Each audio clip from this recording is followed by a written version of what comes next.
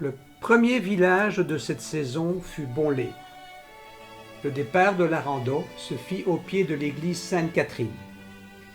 Elle est construite sur une terrasse surélevée, entourée d'un mur de moellons blancs, dont la tonalité est rehaussée de pierres blanches de Gobertange. Même si la commune est devenue de plus en plus résidentielle, le village a conservé son caractère agreste. Le pittoresque des paysages vallonnés et bucoliques fait de Bonlé une perle des Ardennes brabançonnes. C'est une représentation très colorée et champêtre d'Alice au pays des merveilles qui nous a accueillis à l'entrée du village de Pietrebay. Cette scène de créatures étranges, faite de paille et de chiffon, fait partie de la fête de l'épouvantail, organisée tous les ans au mois d'août par la commune et les villages environnants. Le départ de la balade se fit au lieu dit les Grosses Pierres. Il doit son nom aux rochers de quartz qui ponctuent le bois de leur grosse masse arrondie. La rando s'est étirée dans la vallée du ruisseau, le Pietrebay, dont l'étymologie fut probablement à l'origine du nom du village. Nous avons pu observer au cours de cette balade bucolique de très jolis paysages campagnards. Une fois de plus, le soleil s'est invité pour cette troisième randonnée qui a démarré au pied de la très belle église Notre-Dame de style Renaissance.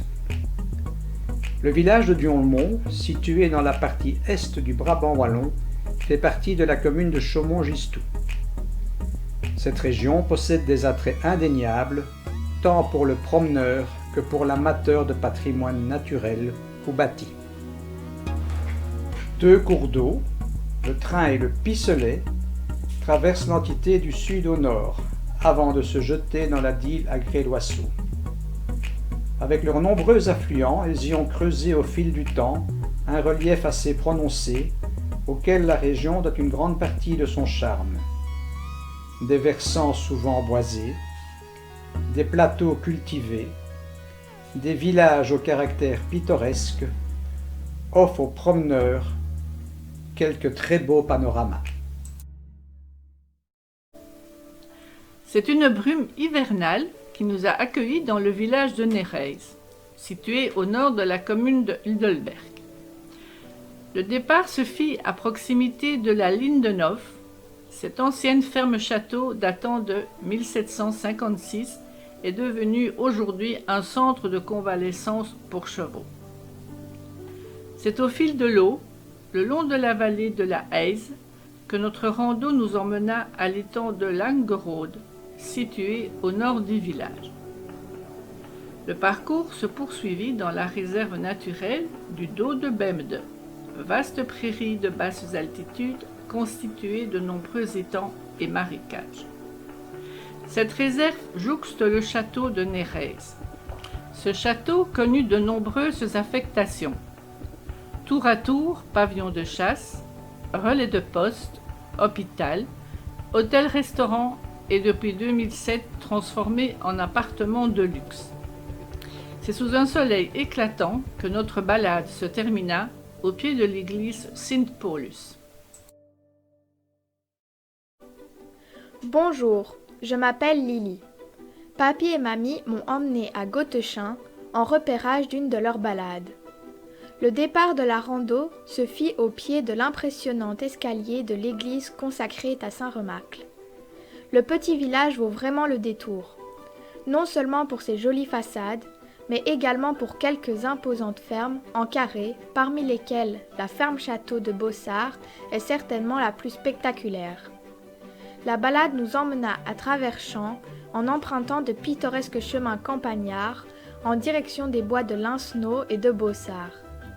Ces deux bois sont privés et principalement dédiés à la chasse, mais ils sont cependant creusés de quelques chemins forestiers très sablonneux. Le parcours se poursuivit jusqu'aux confins de la commune des Grédoisseaux, avant de nous ramener vers notre point de départ à travers une nature verdoyante et vallonnée. Ce fut super. Le village de Monstreux, perdu au beau milieu du Brabant wallon, se situe à quelques kilomètres de Nivelles. Ce fut peut-être la plus belle randonnée de cette saison. Chaque année, au printemps, des milliers de jacinthes sauvages envahissent les bois de Belgique. La forêt se pare alors d'un voile bleu, contrastant avec le vert tendre des premières feuilles. Une vision magique, donnant presque l'impression de se trouver dans une forêt enchantée.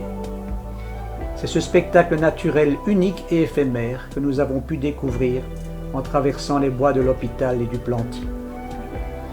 La suite de la rando nous emmena vers l'ancien canal Bruxelles-Charleroi, vestige du patrimoine industriel.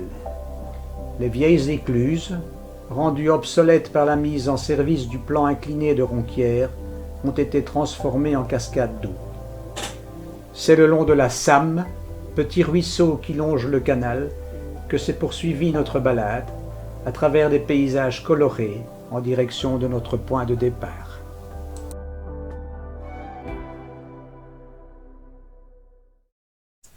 La rando de Rigenay nous fit voyager à travers ces nombreux chemins creux, enlacés au ruisseau de la Tille, chemin encaissé, presque secret, entouré de talus plantés d'arbres et d'arbustes. Cette voie traditionnelle de circulation dans les paysages de bocage nous fit passer des petites vallées ombragées à des collines avec vue dégagée sur la campagne environnante. C'est au détour d'une de ces voies que nous avons pu découvrir le château médiéval de Rigenay et son donjon massif en schiste, datant du XIIIe siècle. Mais Rigenay, c'est avant tout son golfe. Fondé en 1982, c'est un des plus anciens parcours du Brabant wallon. Paysage très ouvert et peu arboré, il nous fit découvrir une nature bicolore, entre le vert des parcours et le jaune chatoyant des champs de colza. Ce fut notre dernier village. Il est difficile de dissocier Villers-la-Ville des ruines de son emblématique abbaye cistercienne datant du XIIe siècle.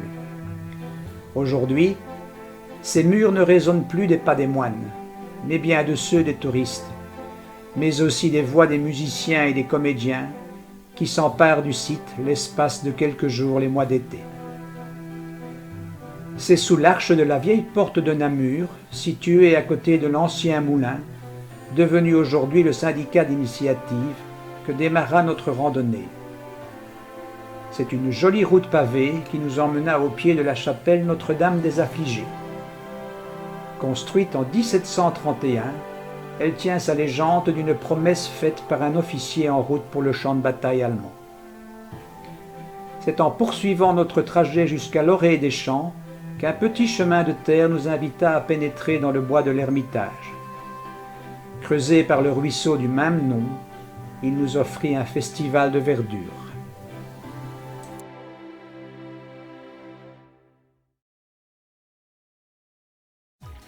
La nature est un immense réservoir d'inspiration, une source intarissable de sérénité.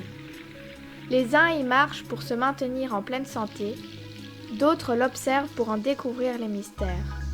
Il est aussi possible de fouler ces sentiers pour laisser naître une émotion, un ressenti qui prendra la forme de quelques mots ou d'une image.